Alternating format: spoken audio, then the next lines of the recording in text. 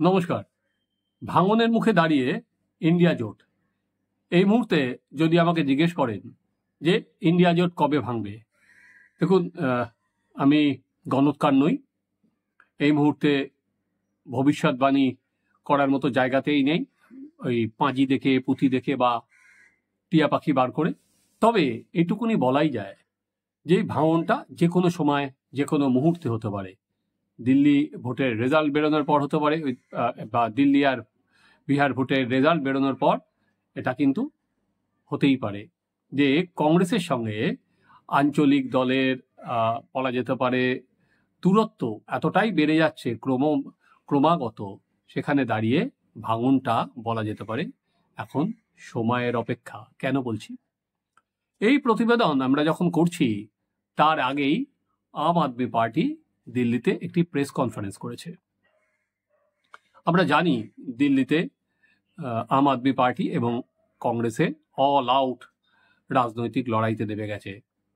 লোকসভায় তারা একসাথে লড়লেও বিধানসভায় কিন্তু তারা সম্মুখ সমরে।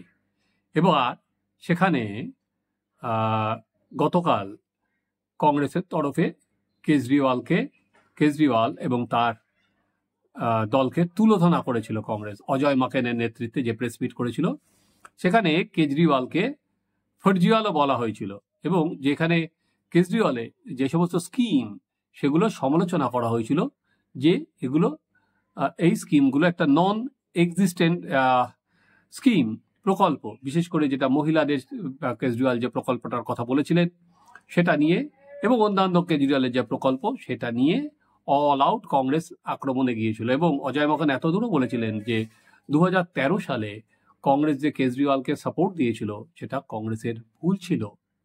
তারপরে একদিনও যায়নি। এবার আম আদমি পার্টি আরো এক ধাপ এগিয়ে কংগ্রেসকেই বলছে যে তারা অন্যান্য আঞ্চলিক দলের সঙ্গে কথা বলবে যাতে কংগ্রেসকেই ইন্ডিয়া জোট থেকে বার করে দেওয়া যায়।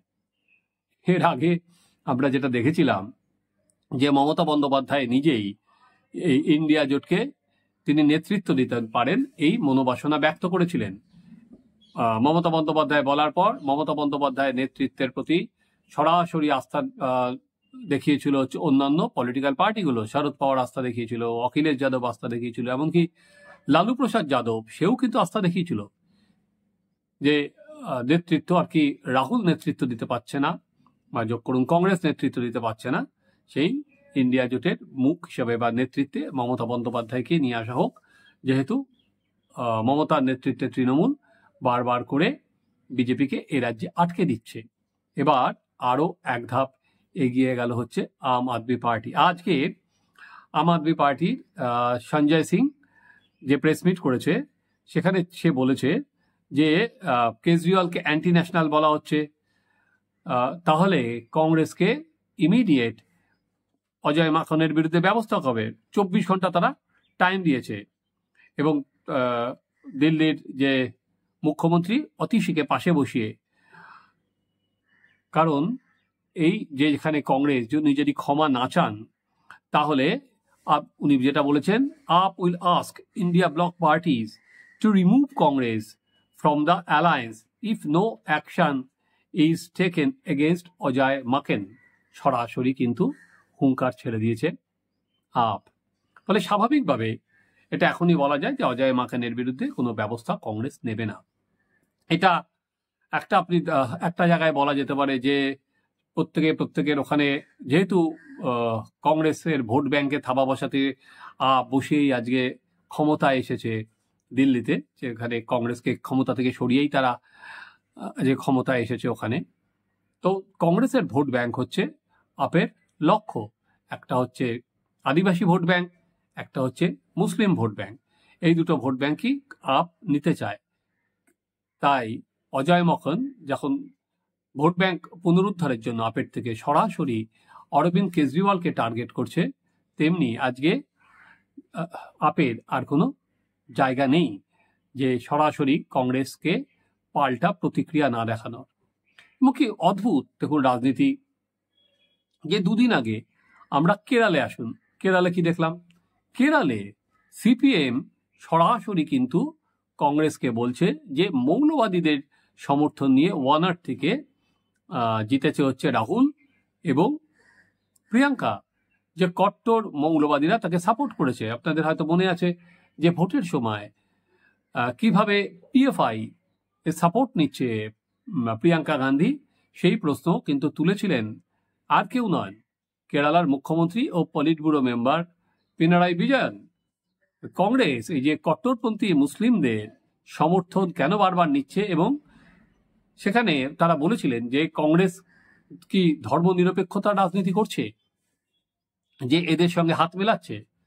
দেখুন, এখন অন্য কাউকে বলতে হচ্ছে না, আজকে অ্যান্টি ন্যাশনাল এই কথাটা কংগ্রেস বলছে। আপ সম্পর্কে সিপিএম বলছে অ্যান্টি ন্যাশনালদের সাপোর্ট নিচ্ছে কংগ্রেস। ফলে আর বিজেপির কোনো রকম বলা যেতে পারে আগ বাড়িয়ে কোনো সমালোচনার দরকারই পড়ছে না। একে অন্যের বিরুদ্ধে অল আউট সম্মুখ সমরে দলগুলো নেমে গেছে, ইন্ডিয়া জোটের সব শরিকরা। যখন কংগ্রেস সরাসরি অ্যান্টি ন্যাশনাল বলছে বা যে সমস্ত প্রকল্প বলছে, কেজরিওয়াল মিথ্যা কথা বলছে, তাকে ফরজিওয়াল বলছে, অতসীও বা বসে থাকবে কি করে? অতসী সরাসরি শীলা দীক্ষিতের যে পুত্র সন্দীপ দীক্ষিত, সে এবার কেজরিওয়ালের বিরুদ্ধে প্রার্থী হয়েছে দিল্লিতে।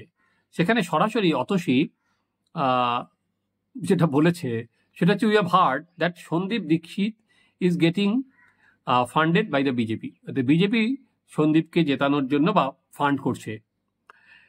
এবার যেটা আম আদমি পার্টির সাংসদ সঞ্জয় সিং যেটা বলেছেন, if Congress thinks AAP are anti national, then why did they contest the Lok Sabha election in alliance with us? It is clear that Congress leaders have reached some mutual understanding with the BJP to defeat AAP and make BJP win in Delhi. The Chief Minister এবং সঞ্জয় একসাথে দাঁড়িয়ে তারা সে কথাটা বলেছে। এই যে বললাম যে এই মুহূর্তে আমি বলার মতো জায়গা নেই যে অফিসিয়ালি কখন ইন্ডিয়া জোটটা বলবে যে কংগ্রেস আমাদের সঙ্গে নেই বা আঞ্চলিক দলগুলো বেরিয়ে যাবে, এখনো বলা মতো তাহলে হাত গুনতে জানতে হয়। কিন্তু আপনারা যদি দেখেন যে লোকসভা ভোটের বিপর্যয়ের পরে একবারও কিন্তু ইন্ডিয়া জোটের কোনো মিটিং হয়নি। এরপর তাও আর লোকসভার পর একটুখানি তারা ভেবেছিল যে বিজেপি আজকে জেডিইউ আর টিডিপির দুটো ক্লাসে ভোট দিয়ে আছে, যে কোনো সময় হুড়মুড় করে ভেঙে পড়বে। সেক্ষেত্রে তাদের বড় আশার জায়গা ছিল হচ্ছে হরিয়ানার ভোট, যে হরিয়ানার ভোটে বিজেপি যদি হেরে যায়, সবার ভাবা হচ্ছিল এটা কংগ্রেস ভার্সেস বিজেপি সরাসরি লড়াই, এবং সবাই কংগ্রেসকে কয়েক কদম এগিয়ে রেখেছিল। সেখানে দেখা গেল যে তা খেলা হেরে গেছে কংগ্রেস, সেখানে বিজেপি জিতে গেছে। একই অবস্থা হয়েছিল মহারাষ্ট্রে, কারণ মহারাষ্ট্রে লোকসভায় ভালো ফল করেছিল কিন্তু মা বিকাশ আগারি সেখানে এনডিএ জোটকে তারা হারিয়ে দেয়। কিন্তু এবার কোথায় চলে গেছে, 2/3 মেজরিটি নিয়ে জিতে গেছে হচ্ছে বিজেপি। তারপর আমরা দেখলাম যে লোকসভায় যে উইন্টার সেশন হয়ে গেল, সেখানে কিন্তু কংগ্রেস যে সমস্ত বিক্ষোভ দেখালো, সেটা আদানি নিয়ে হোক বা অন্য কোনো ইস্যুতে হোক, সেটা কিন্তু অন্যান্য জোট সহযোগীদের তারা পাশে ফেলো না। কংগ্রেসের হাতে কিন্তু কেউ হ্যাঁ মেলায়নি। তো সেই জায়গায় যেটা ছিল সেটা হচ্ছে যে যারা যারা ভোট একসাথে লড়েছে, সেই কংগ্রেস এবং তার জোট শরিকরা একে অপরের বিরুদ্ধে লোকসভার ফ্লোরে দাঁড়িয়ে অন্তত কথা বলেননি। হ্যাঁ, যে বাইরে বেরিয়ে কথা বলেছিলেন, বাইরে বেরিয়ে রাহুলের নেতৃত্ব নিয়ে প্রশ্ন তুলেছিলেন, কেউ অন্তত ফ্লোরে দাঁড়িয়ে কোনো সময় কংগ্রেসের নেতৃত্ব নিয়ে প্রশ্ন তোলেননি লোকসভার অন্দরে। এবার ভোট আসতেই, কারণ জেনারেলি যেটা হচ্ছে লোকসভার ভোটের সময় আমরা যদি দেখি, সেখানে হাম সাথ সাথ একটা কারণেই হয় যে তাদের প্রধান জায়গা হচ্ছে বিজেপি প্রত্যেকের অস্তিত্বের লড়াই লড়েন। কিন্তু আবার বিধানসভায়, সেখানে বিধানসভায় আজকে আঞ্চলিক দলগুলো প্রত্যেকে কিন্তু তাদের রাজনৈতিক জমি বাড়িয়েছে কিন্তু কংগ্রেসের ভোট কেটে। সেটা আম আদমি পার্টি হতে পারে, সেটা তৃণমূল কংগ্রেস হতে পারে, সেটা মহারাষ্ট্রে হতে পারে, সেটা বিহারে হতে পারে লালু, সবাই কিন্তু কংগ্রেসের ভোট যত কেটেছে, আদিবাসী, তফসিলি, মুসলিম, সেখানে তারা কিন্তু লাভবান হয়েছে। তাই যখনই বিধানসভার ভোট আসে তখন কংগ্রেসকে কেউ 1 ইঞ্চি জমি ছাড়তে কেউ রাজি থাকে না, সে পশ্চিমবঙ্গেই হোক, সে দিল্লিতেই হোক। আর উল্টো দিকে কংগ্রেসের দিকেও তাই। একদিকে ওই একসময় এটা শরদ পাওয়ার বলেছিল যে অনেকটা কংগ্রেস হয়ে গেছে জলসা ঘরের, সে বলেছিল, আমি বলছি জলসাঘরের ছবি বিশ্বাসের মতো, যে একটা সময় তাদের বিশাল জমিদারি ছিল, সেই স্বপ্ন হয়তো কংগ্রেস দেখে।